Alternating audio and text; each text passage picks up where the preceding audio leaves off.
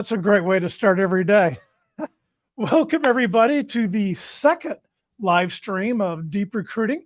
Today, we're going to be covering what it means to be desperate and why you don't want to advertise being desperate on your LinkedIn profile. About 2 weeks ago, I did a post where people were putting a pink banner at the bottom of their LinkedIn profile picture that said "pound desperate."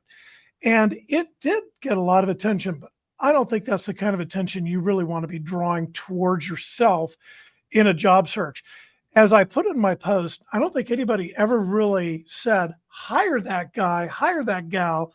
She's really desperate for a job. I don't think there's a manager out there that's going to look at that and think that's a deciding factor in bringing somebody on board. Now, it was argued with me online, and you can see it, that it's not only a good thing to do to hire somebody desperate, but that's somebody who's not only available to work, is going to accept your offer, because is going to be grateful for that job as well. And there's truth in that. So this is why I brought our guest, Bryan Flannagan, here, who's a master in sales and a master of persuasion techniques, a man who personally helped me out in my career, to kind of walk us through a little bit about what does it mean when you're saying you're desperate versus communicating a different kind of message. Everybody, Bryan Flannagan. Bryan Flannagan, everybody. Thank you, Jim. When you shared that with me a couple of weeks ago, I kind of felt like you did. It got your attention, but did it keep my interest? Meaning, I saw it, and I'm thinking, whoa, would I be interested in hiring a person? We call it the sympathy close. Feel sorry for me and hire me. Look, I've been without a job. I've been fired before. But at the same time, I wanted to go into my, well, I think I remember that one. You do. I wanted to go into that job search from a position of strength. One of the things that came out to me when you showed that to me was that if I hire this person, he or she is not going to be very creative, because that's an easy way out. I'm desperate. I haven't thought about that. It demonstrates a lack of creativity. It's actually a really interesting way to think about it. So you can say the same thing with different words and certainly express creativity, professionalism, and it could be fun. For example, instead of desperate, am rested, ready for work. That's right. Now, one of the limitations of the picture and being able to put a little banner on there, and I have to assume this wasn't a LinkedIn banner. This is something they manually created on their own. Or maybe there's a downloadable for it. I'm not really sure, but you're kind of really restricted in the real estate you have. So rested and ready to work. Honestly, I think that might be a little bit long. And you actually shared some others with me. Do you want to go through those? You want me to go through those real quick? Yeah, we go through them together. I said, okay. Again, this is my creativity, and I'm not creative on a bumper sticker. So maybe that was part of my problem. We do need a bumper sticker here for people. With the real estate that they have on the banner. Yeah. You need talent. I supply talent. And what would you think if somebody just shortened it to #talented? And that's all they said. It's so much better than the alternative of desperate. I think so too. Let's keep going through some of these. But you know, Jim, as well as I do in selling, when you come across, now they call it commission breath. That's a new term for an old guy like me. But when you develop commission breath, you're coming on too strong, and you really are putting yourself ahead of the customer. You know, that is a really good idea. I don't even think I thought about this, and this wasn't part of the online discussion either, is it's very aggressive when you say I'm desperate. And there's kind of an ick factor to that, like, ooh, get away from me. Well, right? The other thing is, I don't remember this being correctly correct. I thought the gentleman who had the one that I saw, he was from England. He was from London. Mm-hmm. Do you remember that? That his so maybe that's more accepted over there, but certainly I don't think it would fly here. The attention he got, the exposure he got, maybe the shares were more novelty than seriously looking for somebody to hire. That's interesting. That'd be interesting to follow up on. Is novelty even the right word? I would wonder if people are sharing that to actually mock those people, to laugh at them. let me do this for you. Let's turn it. Do you want somebody? Do you want to work for somebody that hires you because you're desperate? Does that mean they have a higher level of desperation than you do? Well, think about it. It almost feels like if you're going on a date and, the girl you want to date is showing up for that date in a wedding dress and a bouquet of flowers, she's ready to go, Well, right? that's Or the great. reverse, you're a woman dating a man and he shows up in a tuxedo and a wedding ring ready to propose. There's an ick factor there that I think is always going to work against you. The X factor is huge. It's more along the lines of a couple of buddies that I know who were very bad at relationships and very bad at dating. And as soon as they dated a woman first time, they'd come home and tell you, or come to the lunch and tell you, I found the woman I'm going to marry. Wait, that's all good and well. Does she have any say in this? Yeah, and it's like they're rushing it. They're not courting. They're going from hello to the finish. Yeah. So there's a lot of problems with that. And I thought from the standpoint that if somebody's going to hire me, who else do they have there? Yeah. Do I want to work in that environment? When I got started in this business back in 1995, one of the calls I got, or I was actually calling somebody else, I was calling somebody on their resume, and he within the first minute, he was telling me that he had to get a job right away or he was going to lose his house. And he was going to, ruin his credit and all these other things. And the visceral reaction I had to that is, how is this my problem? Why are you dumping all of this on me? I don't know you. I literally just called you, and within 60 seconds, suddenly I'm responsible for you losing your house. And that's a heck of a way to start a relationship. No, it's terrible. And if you understand how an agency works, people are paying us a very big fee, a lot of money to hire somebody they can't find for themselves. And they're willing to pay us a lot of money to find people they cannot find themselves. So again, how does being desperate help you there? It just doesn't. It goes back to one of my favorite sayings: no good deed goes unpunished. That's So I have true. 2 or 3 clients, one here and one in Utah, and they're great people, have a heart for their teams. However, what they found is that they went with this philosophy of, you need help, I'm going to give you help. You're a family friend, I'm going to give you help. Yeah, But absolutely. come back again and again, give me an advancement on my commission, pay me ahead, increase my percentage, because you take them in. The other thing I got a thought running through my head: today's fringe benefits are tomorrow's expectations. Mm-hmm. So if you give somebody and give through your heart and really help them, then the expectation level, every time I'm in trouble, I can come to you. Now, that doesn't happen with all employees, but if it starts out by I'm desperate, and may continue. Look, I feel for the guy that had his hashtag, pound desperate. I bet he needs a job. He needs to feed his family. However, there's better ways to go through that and get the job you want than almost being docile or being weepy. And that's what I want to focus on here. I think we've beaten the desperate thing to death. I want to focus on some tools we can give people if they want to do this, if they want to put something on if they want to put a banner on their profile picture. What are some banners we can really do? We had some that we started with, or you started with, that I thought were really good, just a little bit too long. Have background, will perform. I think we could short that up to performer. You had competent and ready.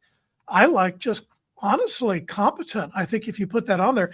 Now, I think some people are going to look at that or hear that and say, well, that's really brazen. That's really bold. You're making a pretty big claim there, but isn't that the point? Isn't that what you want to be? Don't you want to be? I think one of the arguments for the desperate thing was, I want to stand out. I want to be unique. Certainly, I think the pink color of the banner did that, but by standing out in a way where you're saying, I am really competent, I think that is personally much more attractive. I think most people that do the hiring are people that have type A personalities, and they're looking for that bold confidence in a teammate, because I think that bold confidence is going to lift them up. Yeah. First of all, I'm in a hiring mode because I got desperate people working for me. I already got enough of those. My quota's That's a filled. good point. The whole reason here, What I'm looking for is a competent person who can perform. who can make them less desperate because they're doing too much work. If I'm hiring somebody, it means I got some marginal performers at best. So I don't need to go after another one. I think it's humorous, and I think that there are ways to do it. And one of the things is, I would rather tell an employee, "Whoa," than tell the employee, "Giddy up." Yeah. So I want a giddy up employee I'm confident, I'm bold. Let's work together. Result oriented. There's a lot of things you can say about yourself that would give them, as you said, the bold approach as opposed to the desperate approach. Yeah. You said something about WOA versus giddy up, and it made me think about the way I've led my sales team for the past 24 years is I've always told them from the outset, there's no mistake you can make that I can't unwind. So take those chances, take that risk, because I would rather rein them in from overly aggressive behavior than have to push them to actually just get on the phone and call somebody. Yeah. It's much, much easier to rein them in than it is to push them into action. I think that's 100% correct. Yeah. Yeah. And one of the things we talked about was confident, competent, and ready, or just 3 words. It doesn't have to be a sentence. Just linking those together. I think unfortunately in today's world and the way that works, I think 1 word or 2, I think 2 is probably your limit if you really want to get that point across. I really do. But I remember but effective is a good one. Effective would be a very powerful one, I think, to put on there. Well, yeah, all the words that appeal to the A-type personality boss. Yeah. Results, objectives. Yeah. All of those. There was a commercial many years ago for jeans. I forget which company, but it said real, period, comfortable, period, jeans. And that was a great way of saying 3 sentences in 3 words. Absolutely. But again, if we had to substitute desperate for anything, results, competent, confident, that certainly goes further than desperate. The other thing is, if you're trying to distinguish yourself, make sure you're different, not just you want to be seen as different. That's completely 2 different aspects. Could you repeat that? Yeah. I know a lot of people that want to look different, but not necessarily be different.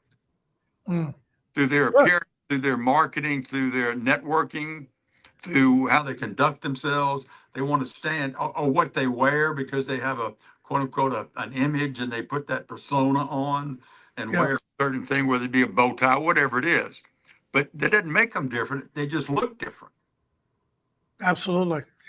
We're starting to come up a little bit on time. I do want to keep these somewhat short. So you mentioned an employer is hiring because this company is full of comfortable employees.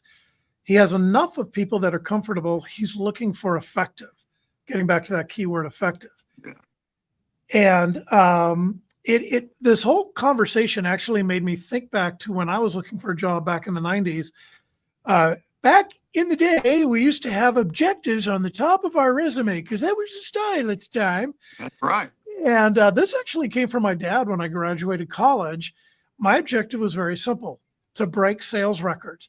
I found myself getting jobs I wasn't even remotely qualified for just because of the objective I had written on there, because it was so different and it was so unique and it was positive and it was establishing a goal. And when I got hired into recruiting, it's exactly what I did. I reset their performance records 4 years in a row. So not only was it positive and attention getting, but it became a self-manifesting thing. It became a self-fulfilling prophecy. Yeah. I did it. You moved to what you thought. Right. And yeah, you moved toward that thought. You moved to what you wanted to be. That's absolutely the beauty of our system. We can do that. Absolutely. So what I would encourage our viewers to do, if you're in this situation, if you're in the position, or you're just in sales or whatever you're trying to do, advance your career, I think if you're going to put a banner on there, it should be some kind of manifestation you want to create. And I think that, I learned from Zig Ziglar, who you've worked for too, Mr. Flannagan, is the value of positive affirmations. And I've been a huge believer in them ever since. So I think in terms of a banner from the standpoint of positive affirmations. Think of it in terms of what kind of self-fulfilling prophecy are you trying to create? And I would love to open this up to a discussion in the comment section. I'd love to hear the viewers' ideas on banners that we could put up to help our brethren and our sisters that are desperate, that are looking for a job, position themselves in a positive light. One of the ones you love to use, Bryan, is way to grow. And I thought, why not just put on there growing? Yeah. It's not a bad one. I like sharp.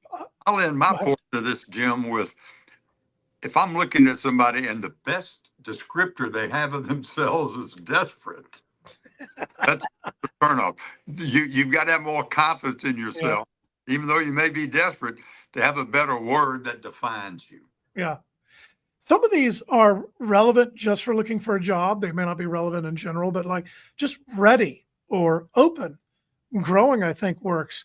Actively looking, seeking, available, ready, interested, on the lookout. Those are all good ones to put on there. Yes. But again, I would love for us to have a lively discussion in the comment section of different words we could put on that banner to position ourselves to be much more attractive to a future employer to grow our career. That's what I'd like to see. Totally agree. Absolutely. Okay, we're going to do this every Monday at 11. Sometimes Bryan will be with us. Sometimes we'll have other guests. We are going to be taking email requests at deeprecruiting@teamgtn.com. That is at the email address of deeprecruiting@teamgtn.com. Again, I'll put this in the comments section. I do want to do a lot of viewer email and viewer questions and things of that nature. And I think that's pretty much all we've got. Bryan, anything you want to share? Anything? How do they get a hold of you, Bryan? If they want to talk to the world's greatest sales trainer and hire you, how do they reach you, Bryan? My email address, Bryan, Bryan, at Flannagan Training, FLANAGAN Training. Bryan at FlannaganTraining.com or 214-505-5109. Would you repeat that? But only get a hold of me if you want to be real successful. That's right. Only the people who want success reach out to Bryan. Would you repeat that number again? The phone number. 214-505-5109. And I'm going to repeat 214 as the area code because that cut out both times when I was hearing it through my earbuds. You can also reach Bryan through LinkedIn. His name is hyperlinked in the post, and that's a great way to reach him too. Beyond that, everybody have a great week selling. I hope it's a productive week for you and a strong end of the year. Thanks so much. Grow, get them. Yes, sir. Bye-bye, everybody.